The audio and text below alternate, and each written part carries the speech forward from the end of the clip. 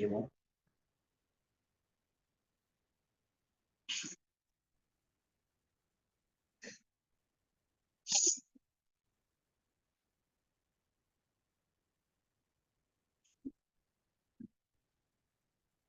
ನೂರ 51ನೇ ಶ್ಲೋಕ.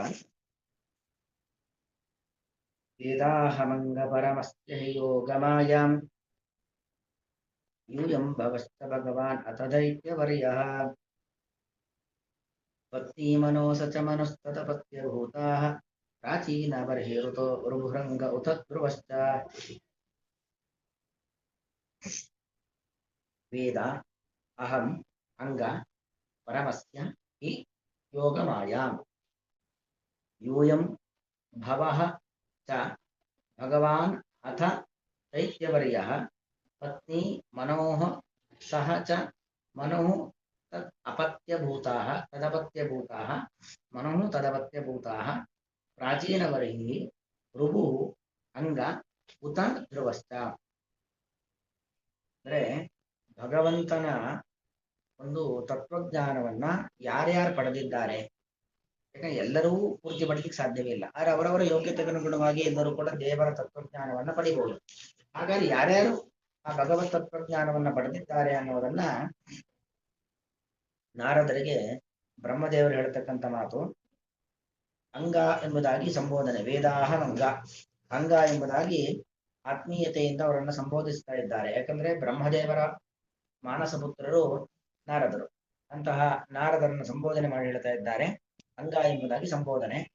ಅಹಂ ವೇದ, ನಾನು ಆ ಭಗವಂತನ ಜ್ಞಾನವನ್ನು ಪಡೆದಿದ್ದೇನೆ.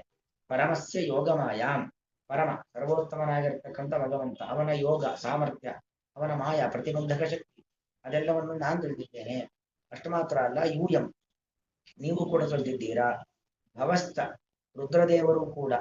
ಭಗವಾನ್ ಯೂಯಂ ಅಂತ, ಅಲ್ಲಿ ಭಗವಾನ್ ಅನ್ನೋದು ನಾರದರಿಗೆ ಸಂಬೋಧನೆ. ಭಗವಾನ್ ಯೂಯಂ, ನೀವು ಕೂಡ ಉತ್ತಮವಾದ ಗುಣಯುಕ್ತರಾದವರು. ಅಥ ದೈತ್ಯವರ್ಯ, ದೈತ್ಯವರ್ಯ, ಅಥ ಅಂದ್ರೆ ಮಂಗಳ ರೂಪಿ ಅಂತ ಅರ್ಥ.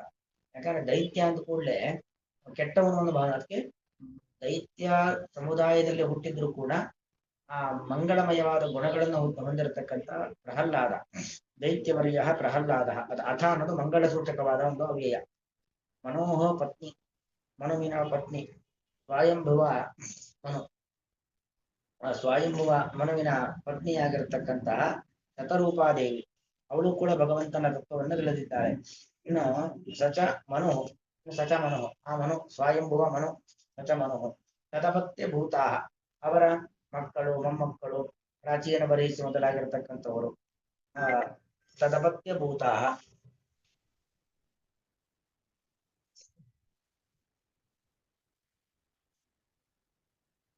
ತದಪತ್ಯ ಭೂತಾ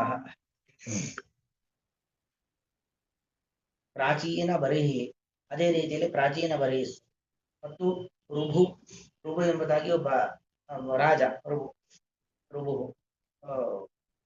ಅಂಗದೇಶದ ರಾಜ ಅಂತ, ಮತ್ತು ಧ್ರುವ, ಇವರೆಲ್ಲರೂ ಕೂಡ ಭಗವಂತನ ಒಂದು ತತ್ವವನ್ನ ತಿಳಿದಿದ್ದಾರೆ. ಅಂದ್ರೆ ದೇವರ ಬಗ್ಗೆ ತಿಳಿದವರು ಬೇಕಾದಷ್ಟು ಜನ ಇದ್ದಾರೆ. ಎಲ್ಲರಿಗೂ ಪೂರ್ತಿ ತಿಳಿದಕ್ಕೆ ಸಾಧ್ಯ ಇಲ್ಲದೆ ಹೋದ್ರು ಕೂಡ ಅವರವರು ಅವರವರ ಯೋಗ್ಯತೆ ಅವರು ಬೇಕಾದಷ್ಟು ಜನ ಇದ್ದಾರೆ ಅನ್ನೋದನ್ನ ಬ್ರಹ್ಮದೇವರು ಹೇಳ್ತಾ ಇದ್ದಾರೆ. ಅಂಗ ಎಂಬುದಾಗಿ ಸಂಬೋಧನೆ. ಪರಮಸ್ಯ ಯೋಗಮಾಯಾಂ, ಪರಮ ಸರ್ವೋತ್ತಮನಾಗಿರ್ತಕ್ಕಂಥ ಒಂದು ವ್ಯಾಖ್ಯಾನ ಸ್ವಲ್ಪ ಇದೆ, ಮತ್ತೆ ಓದ್ಬಿಡ್ತೀನಿ. ಪರಮಸ್ಯ ಯೋಗಮಾಯ, ಭಗವಂತನ ಸಾಮರ್ಥ್ಯ ಮತ್ತು ಪ್ರತಿಬಂಧಕ ಶಕ್ತಿಯನ್ನು ಅಹಂ ವೇದ, ನಾನು ತಿಳಿದಿದ್ದೇನೆ. ಭಗವಾನ್ ಯೂಯಂ, ಷಡ್ಗುಣೈಶ್ವರ್ಯ ಸಂಪನ್ನನಾಗಿರ್ತಕ್ಕಂಥ ಯೂಯಂ, ನೀವು ಕೂಡ. ಚ ಮತ್ತು ಭವಃ, ಭಗವಾನ್ ಭವಃ, ಷಡ್ಗುಣೈಶ್ವರ್ಯ ಸಂಪನ್ನನಾಗಿರ್ತಕ್ಕಂಥ ರುದ್ರದೇವರು.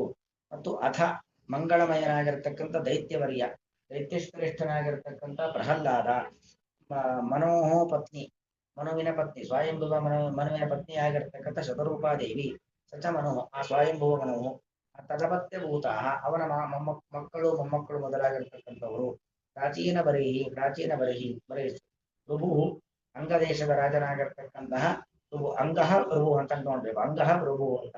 ಅಂಗದೇಶದ ರಾಜನಾಗಿರ್ತಕ್ಕಂಥ ಋಭು ಉತ ಧ್ರುವಶ್ಚ, ಅದೇ ರೀತಿ ಧ್ರುವನು ಕೂಡ ಭಗವಂತನ ಅನುಗ್ರಹದಿಂದಾಗಿ ದೇವರ ಒಂದು ತತ್ವಜ್ಞಾನವನ್ನು ಪಡೆದಿದ್ದಾರೆ.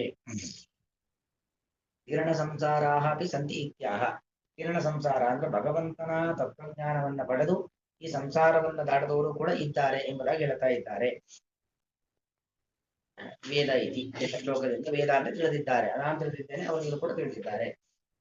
ಅಂಗ ಇತಿ ಸಂಬೋಧನೆ, ನಾರದಂ ಪ್ರತಿ ಬ್ರಹ್ಮ ಸಂಬೋಧನ, ಅಂಗ ಎಂಬುದಾಗಿ ನಾರದರನ್ನು ಕುರಿತು ಚತುರ್ಮುಖ ಬ್ರಹ್ಮದೇವರು ಮಾಡತಕ್ಕಂಥ ಒಂದು ಸಂಬೋಧನೆ. ಅಹಂ ಯೋಗಮಾಯಾಂ ಸ್ವಾಭಾವಿಕಂ ಮಹತ್ವ, ಯೋಗಮಾಯ ಅಂದ್ರೆ ಆ ಭಗವಂತನ ಸ್ವಾಭಾವಿಕವಾಗಿರತಕ್ಕಂಥ ಮಹತ್ವ ಅದನ್ನು ತಿಳಿದಿದ್ದೇನೆ. ಯಥಾ ಯೋಗ್ಯಂ ವೇದ, ನನ್ನ ಸಾಮರ್ಥ್ಯ ಎಷ್ಟಿದೆಯೋ ಅದಕ್ಕನುಗುಣವಾಗಿ ನಾನು ತಿಳ್ಕೊಂಡಿದ್ದೇನೆ.